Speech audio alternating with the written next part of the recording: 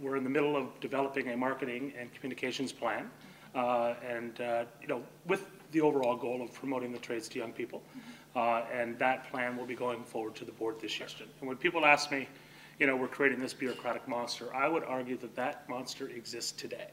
It exists today within the Ministry of Training Colleges and Universities. And that bureaucratic nightmare has been around forever.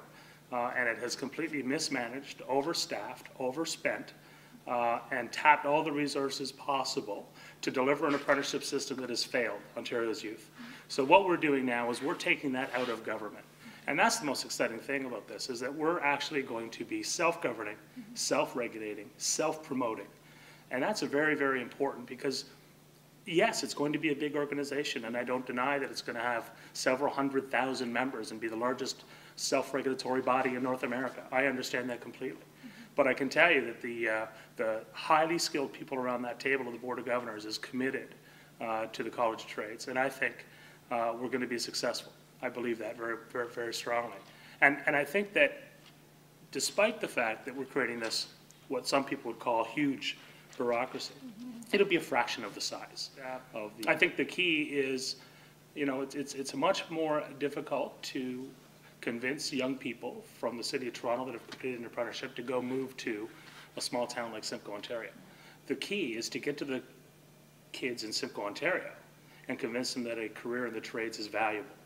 And if you can do that, if you can create homegrown tradespeople, I think that is ultimately the long-term solution. College is that if you look at the other 30-odd self-governing bodies in the province, none of them really have the mandate of promotion. They're really purely a regulatory body. And we know they have disciplinary committees and whatnot as well, but they don't really have a mandate of promotion, and that's what we have at the College of Trades. We have to promote skilled trades to young people.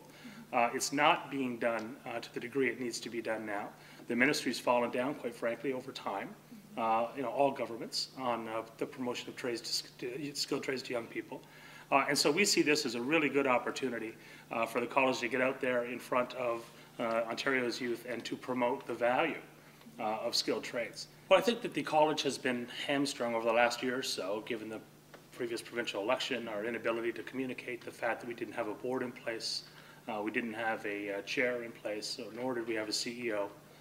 So it was really difficult for the college to communicate with stakeholder groups and the public at large. We're in a position now where we can start to do that. And I know that there's a great deal of excitement at the college to start communicating the message of the College of Trades. And we're going to start doing that in the new year. And I think that I guess some of the criticism the college came under was just sort of this lack of transparency. And that had to do with the lack of communication. So we're going to fix that now, that we have the key pieces in place to do that.